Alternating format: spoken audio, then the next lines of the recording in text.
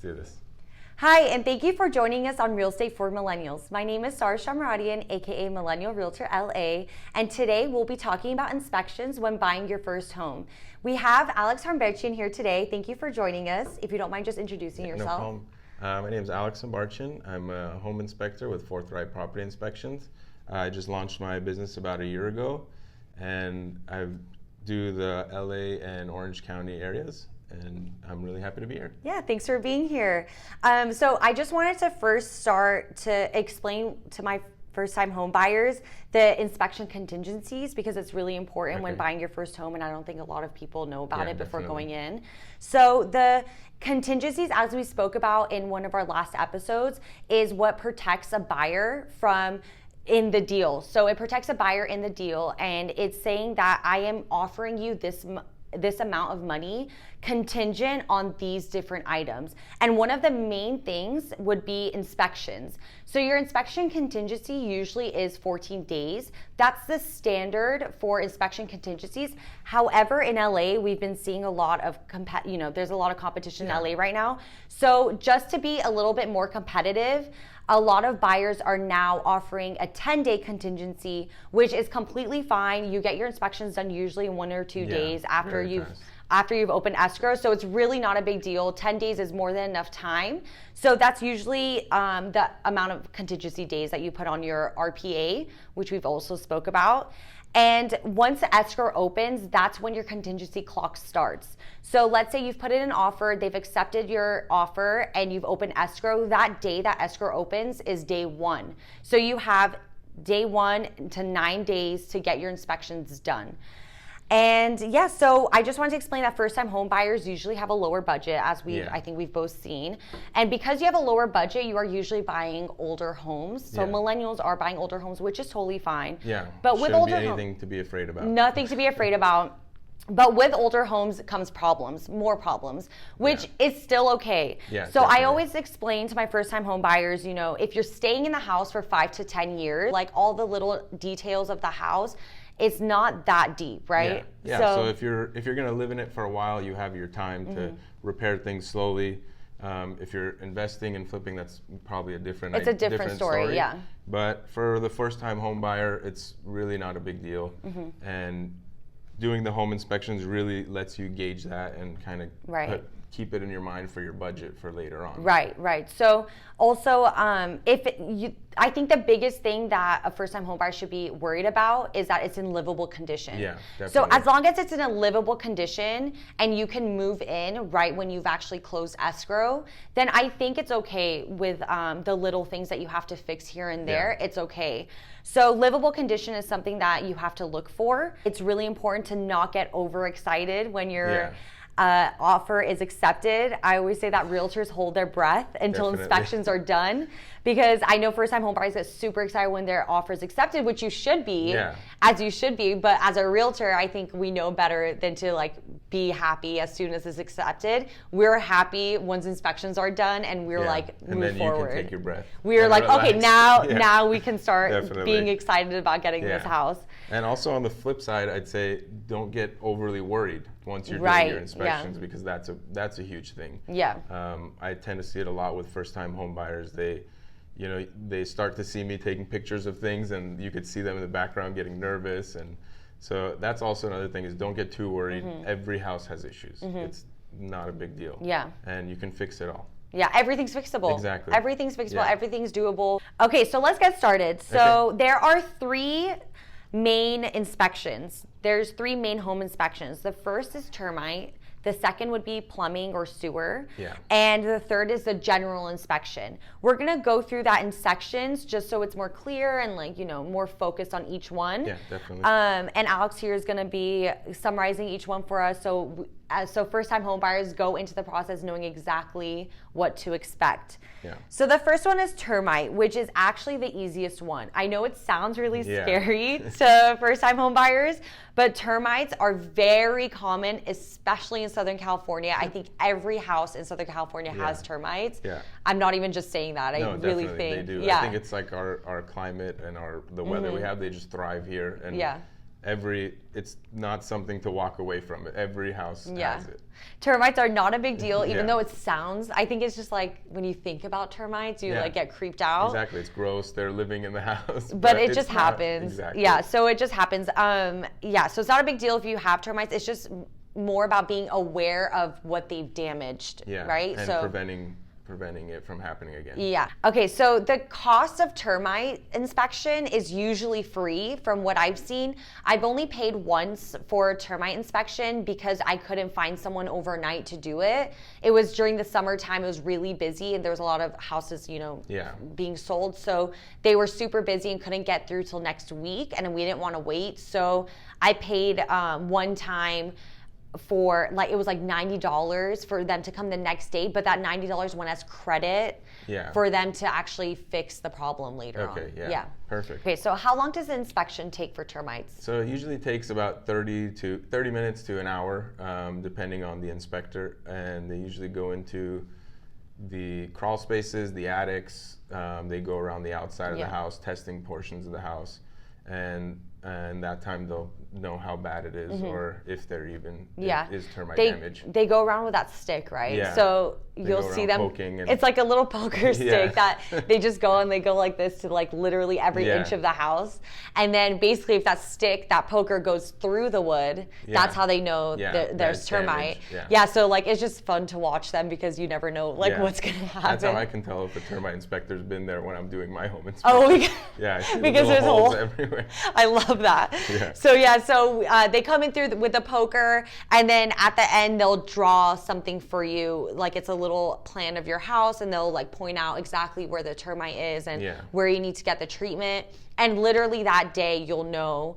They'll tell you. They usually generally tell you how bad it is, and then the next day or 2 days after you'll get the report where it's like a diagram of your house, and they'll map out exactly where you need to get it treated or tented. So let's talk about tenting. Okay. So it's not that big of a deal. Yeah, it's not. It's very simple. There's two types of treatment. They do either localized treatment, which is pretty much like any other insect treatment, or they just spray pesticides. They'll walk around. They'll, like you said, strategically where there is the most termites, they'll set traps and stuff like that. So very simple to like getting rid of ants or something like that, And then the next one, which is a little more extreme but really not that bad, is the tenting. So you'll leave the house usually during the weekend, and they'll tent your whole house for 2 to 3 days, and they'll fumigate the whole house. And once they pull the tents off, they say, to stay away from the house for about 24 hours after that. And then you go in and you're done, and that's it. And so those are really the two types of treatments they have for termites. It's really not that bad, and it doesn't really cost that much either to repair. I think how much is the tenting? Do you know? The tenting, I think, is around. It's depending on square footage of your house. So it's about $1 to $4 a square foot, depending on the company you go with or the type of material they use to fumigate and stuff. And so it's really not a big deal. It's not a big deal. Yeah. Termites is not a big deal at all. And people worry about, well, what about the stuff in the house, the clothes, the stuff like that. Nothing happens. You don't have to wash it. You don't have to do anything. Everything's fine. Okay, cool. So, good to know. I think first-time home buyers need to know that. Okay, so let's move on to plumbing. They send a camera down through your drainage line to the sewer, connecting to, the city's utility lines, and pretty much what they're looking for is any sort of blockage or cracks or leaks in the drainage, which that can end up costing a good amount of money because they have to dig it up and replace it. Yeah, that's like the hardest thing to replace is a plumbing. Yeah, it is. So it's always a good idea to do the plumbing and the sewer line inspection. And I would definitely budget that in for your costs, for sure. Yeah. How much does it cost for a sewer inspection? It's usually, I think it's anywhere from like $200 to $500 for the inspection. And it's well worth it. Yeah, it's definitely worth it. Okay, so what are they looking for when they go through that? They're looking for cracks, they're looking for blocks, they're looking for the material that that's used, right? The plumbing material. They want to make sure that you have like up-to-date material so that it's not gonna go bad in a few years or something like that. Can we go into depth of the materials because I don't think a lot of people know what the difference is. Nowadays, I think mainly everybody uses ABS, so which is plastic. Yeah, it's kind of like it's like the same thing as PVC if you're aware of PVC. It's just a stronger and it's thicker material, which is pretty much the standard now, which everybody uses. And when they're looking for that material, and then also they're looking for any cracks, or sometimes roots can grow and crack it and actually cause a blockage, so you have all your waste. But you could hydrojet that now, right? Yeah, so it's not. It's again not that. Not that big deep. Of a deal. Pretty much what you have to worry about is if you have to replace the whole thing. Right, which is when it's old material, right? So it's like copper. Exactly. Old material and iron is okay or no? They used to use cast iron. Cast iron. Is that okay to have, or it is okay? Okay. There's nothing wrong with it, but again, it's probably best to update everything in the future. So if you're gonna stay there, just have that in mind.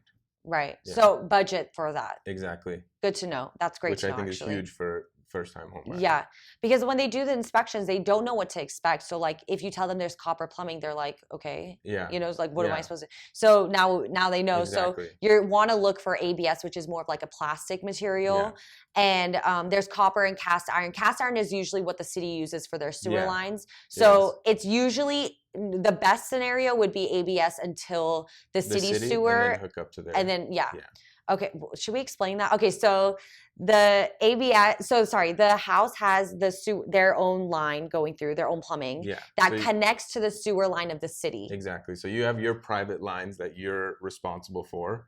So everything that is inside your house and then all the way down to your driveway to the city's utility line. Like the street. So up to the street, the city is responsible for. But once it goes onto your property, that's on you, it's your cost. But that's for the drainage. So then your supply lines in the house, a main thing you want to look out for is they used to use galvanized plumbing, and galvanized plumbing it works, but it can cause a lot of corrosion and rust inside the pipes, and that causes cracks, leaks, issues like that. They stopped using it.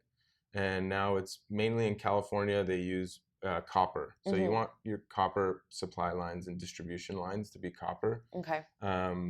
Just because that rust and buildup in there, it contaminates the water, it messes with your water pressure, and it just causes all sorts of problems. Is there any way that when you're going to look at homes, is there any way they can keep an eye out for something like that without making it weird? Yeah, you going can. Under people's sinks? Pretty much, you have to look under the sink and kind of see if you could see what it is. If it's copper is, you'll know right away. Obviously, it's copper color. Right. And the galvanized is, it's a steel. It's like it's a steel pipe dipped in zinc, so that. So it's gray. So it's gray. Okay. Yeah. So you want to look out for a copper color. Yeah, exactly. Okay. Another way you can look at it is your main water line, the main water shutoff outside the house. Sometimes that's a good indicator. Sometimes you can see. Those are easy to find outside. Exactly. Sometimes you could see them in the garage, running into the house. Yeah, or in the front, front yard. So you got to do a little bit of looking around. Yeah. But definitely worth your extra 5 minutes. Totally worth keeping your eye out for, so you know what to expect, when. And if you can't find it, it's not a big deal. We'll find it for you when we come do the inspection. Oh yeah, they find everything. Yeah. So moving on to general home inspection, this is literally when you find out everything there is to know about a house. So this is definitely your expertise, I think. So I'm just gonna hand it off to you. So let's just talk about, how much does it cost? How long does it take? What do you look for? What are some main things? Sure. Go ahead. So your cost, again, is going to run off your square footage. So your cost, depending on who you use, can run anywhere from $350 is usually the base. Yeah, usually $350. $350 is usually the base of our market now here in LA County.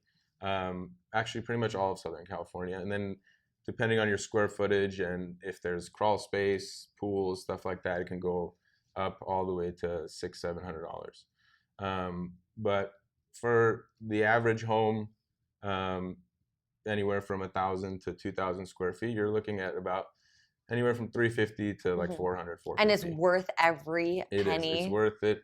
It's the home inspector is pretty much protecting your investment. So this 100%. Is the biggest investment you're going to make. And especially as a first-time home buyer, you know, you've been working so hard to get it.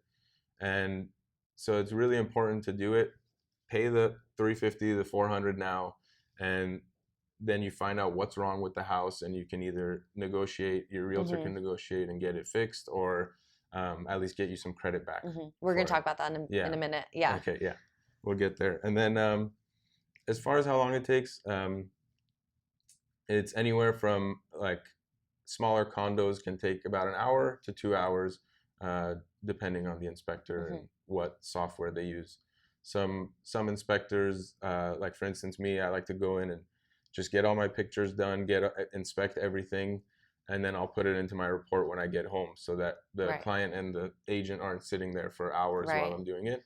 Other inspectors, some of them use a software that's all run off their phone, and so they'll take the picture, put in the problems, and write the report right there. So when they're done, when they leave the house, they're done. But everyone works differently. Exactly, and in doing that, then you guys are sitting there for 3 hours, you know, and I don't like to do that. So usually I'm in and out within an hour and a half. Okay, great. And why don't we talk about your company a little bit? Because I know you're doing something a little different, more innovative, more like millennial trendy. So let's just talk about the difference of like what you're doing differently. Yeah. So a lot of the older guys they'll use a software that pretty much just gives you a printout of a PDF and you print it out. Which is fine. Yeah, it's fine. Great. It's great. Yeah. It's great. There's nothing wrong with it. Yeah. You get all the same information. But my software makes it just a little easier for the agent and the client to kind of go through everything, and it doesn't look as overwhelming to them. So I'll email a link once I'm done, and your inspection comes up as a web page. Oh, cool. And okay. You have tabs on the side where you can go through every section. So if we talked about, you know, you have a lot of plumbing issues or something, you can go and just click the plumbing, and it'll take you right there. And you can read about everything. And then if you do want to print out, that's fine too. The software has a button on the right side. You could click it and it'll give you a full PDF printout. So, I've just a little bit more organized, a little bit more innovative and visual. And easier to use. Easy to use. Yeah, that's cool. I think that's really good. So when you get your inspection report, if you haven't seen one before, Google it. It's like pages and pages of pictures and descriptions, which is what you want. The thing is that it gets really overwhelming especially for first-time home buyers, because a general inspector literally checks every outlet plug, checks every light switch. So anything that's wrong with the house, like details, you will know in that. Yeah, you'll find out. In that like PDF that we're talking about. So the thing is that it's so much so much information and so much details that a first-time home buyer can get overwhelmed. That's why I think it's really cool what you're doing. You're kind of like breaking it down. Yeah. And you're saying like, okay, focus on this and focus on that. So it's really cool that you're doing that. And I just want to explain like, so you know what to expect. It's like literally pages of just pictures of your house. Sometimes it's like 100 pages, depending on how many issues. It's crazy, But like the issue might be like, oh, this light switch doesn't do anything. It could be as simple as that, but it just looks worse. I like to put everything on there. Like even if it's not an issue, if it's not like everything works fine, I'll even put like if an outlet is installed upside down. Yeah. Just because sometimes you have clients that bothers them. Yeah. You know, and so I'd put everything. I go through everything, make sure I'm very detailed on everything. It is so detailed. Yeah. Every general inspection report that I've gotten, I was like, oh my gosh, I know everything about the house. Let's tell the viewers, what are the main parts of your home inspection? Okay, so most home inspectors we're members of an organization or like an association, and those associations set a standard of practice for our home inspectors. So there's things that we have to cover every house that we go on, which is your roof, your attic, the heating, cooling systems, the interior, doors, windows, exterior, your plumbing. Let's see, what else is there? There's everything. But AC is really important. Roof is really important. Definitely. Yeah, okay. if the house is being sold, the appliances, we test all the appliances. So pretty much everything, whatever is in your house, is we look at. We make sure it's all covered. Things that aren't covered from the home inspector, which requires specialists, which we talked about a little bit, is like termites, there's mold, and asbestos is one, which these are all things that if your home inspector sees, will definitely let you know and will call it out. But there's so many different types of termites, mold, and stuff like that where it requires its own specialty. So, which once again aren't a big deal. Right. If I know they panic. Yeah. So people usually panic when they see those things. But like we went over the termite thing, it's easy fix. Yeah. It's not really a huge deal. So basically the general inspector comes in, they inspect your house, and if there is a major issue, they will tell you. Yeah. And they will tell you that you need to bring a specialist inspector out. And that's happened like 1 or 2 times with me. Like, it does happen. They just want to make sure, you know, they want to advise you. Definitely. They're on your side. They're on your team, you know? So like if you're buying a house and you call a general inspector, they're just as much invested as you are. Yeah, we work for you. You're paying them, they work for you. That's literally the best way to put it. Exactly. So if they see something that's a major issue in the house, again, they're going to tell you, and they'll tell you if you need a specialist and what kind of specialist, and they'll refer you to a specialist. Like there's, you know, you will get the information you need about the house. Okay, so what are the most costly fixes? The most costly fixes, one that we covered is plumbing. Drainage, sewage lines are costly. Any sort of structural damages, foundation, stuff like that gets pretty pricey.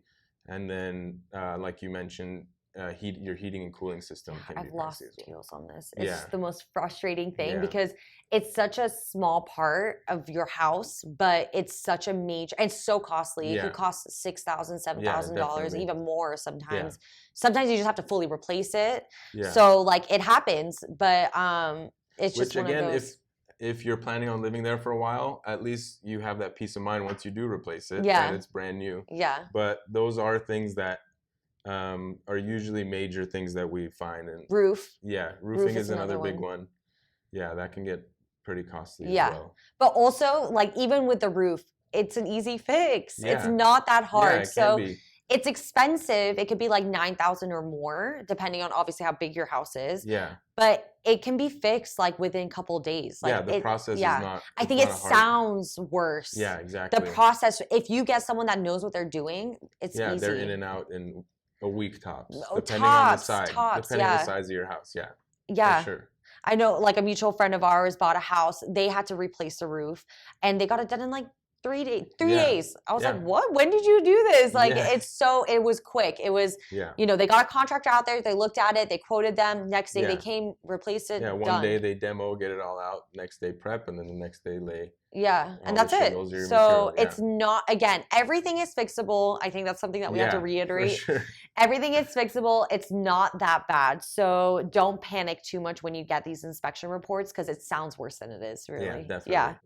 So pretty much what I do for a home inspection is I'll go in and I'll start at the roof and I'll inspect the whole roof and then work my way down to the exterior, which is where I'll locate like the main shutoff, the gas shutoff, the water shutoff, your AC unit, which is important to know. Of course. You know, and a lot of first-time home buyers don't really know where all that stuff's located. So then I'll work my way in and finish everything inside. Like you said, check every outlet, every switch, everything, go into the attic. Also, another thing that I think is really cool that you guys do is check for earthquake hazard braces. So like that's really important, especially in Southern California. It's really important. So that's something else that a home buyer would know after an inspection is if you are prepared for an earthquake. And not only the braces, but on your main gas shutoff, sometimes they have earthquake shutoffs. So if there's an earthquake, it'll shut itself off. Which is so important to know that you have, so you have that peace of mind. Exactly. So then what I like to do at the end of an inspection is I'll actually sit down with the agent and the client, and I'll go through all my pictures, everything that I found in the house. I'll one by one go through, because when you receive a report, like you said, it's so overwhelming, and first-time home buyers can freak out. But if me and you sit down and have a conversation, and I show you everything that I went through, and tell you, you know, what is major, what's minor, what you should worry about, what you really shouldn't worry about, or what you can wait on to fix, it really helps, and it really gives them kind of a peace of mind before they get the report. This is probably the most overwhelming part of the whole home buying process. Definitely. This is the part where it all comes down to this. Everyone's like panic mode. So basically, when you get your inspectors are done, it's important to sit down with them and make sure that they're taking the time to walk you through what they've just found, what they haven't found, things that that you need to fix, because you are going to get problems. There are going to be problems with the house, but your inspector is going to tell you what you need to fix immediately, what you can wait on, what's going to be costly to fix. You know, there are things that that I don't know, obviously. So it's important to sit down and talk to them and really understand what they found. Yeah, definitely. Yeah. Okay. So once the inspections are done with the general inspector, once you get all the repairs that you need to do, it's important to contact the contractor to come out who can quote you on these things, because you definitely need the quote on what's wrong, on the repairs that you need to do. But also, it's good for you to budget, and it's good for the agent to know what they're going to ask from the sellers, which we'll go into once we're done. But it's really important to definitely talk to a contractor, because they will tell you exactly what you need to worry about. They will definitely calm your nerves. Yeah, that I've seen. They're like, okay, it's not that bad. Okay, they can fix it. Everything's fixable. When you see it all on paper, it looks like a lot, but once you actually get the contractors to come out, done in 3 days, done in 1 day, no problem. Yeah. So, or it's definitely not as expensive as you thought. No. Yeah, definitely. Okay, so what are some things that a buyer should look out for when they're going to like open houses, looking at houses that they might be interested in? What are some things to keep an eye out for? The main thing that I would say, and it's the easiest one, is just look at the way the previous owner took care of the house. So if you notice nothing's been updated, you know, let's say the sink fixtures look like they're 100 years old, it's pretty much a good indicator that they didn't maintain the house that well. So you can, if that hasn't been changed, you can pretty much be assured that the plumbing hasn't been updated, or, you know, the AC hasn't been updated. They're just kind of living in it the way it is, and kind of just hoping nothing goes wrong. That's a big one I would say look out for. And sometimes that's not the case, but it's definitely, from my experience, has been a big indicator. As soon as you walk in, you can kind of tell if you're going to run into issues or not. And usually first-time home buyers, again, are buying older houses. So it's okay that like they're not up to date, but definitely you want to keep in mind that when inspections come through, don't be shocked, because there's going to be issues. And it's not a big deal at all to buy a house with those things, because like you said, a lot of it is not as expensive as people think it is. You know, like that you see all these TV shows of people flipping houses and stuff, and they kind of exaggerate those numbers for the TV show. So it's not really as bad as you think it is. Is there any like advice that you want to give to first-time home buyers? Maybe like some things that they should like think about? Biggest advice is, I'd say, just take a breath and trust your agent, because your agent has worked with these inspectors many times. They know who they are, and also they've been through it. So if they're telling you not to worry, then don't worry. And just enjoy the experience. Enjoy the experience, and we're all on your side. Exactly. I feel like a lot of people are paranoid like going into it, but you have to be a team, you know? So these people, these inspectors that you're hiring to come out, they're on your team, they're on your side. So definitely. But also, side note, if you are doing a dual agent, so like the listing agent is also the buyer's agent, that's when it gets tricky, you know? Like what inspector are they telling to come out? If they tell that inspector to come out, is he going to tell you the truth? Is he not going to tell you the truth? Like, that's another thing that, you know, sometimes they'll pressure you like, hey, you know, I really need this deal to go through.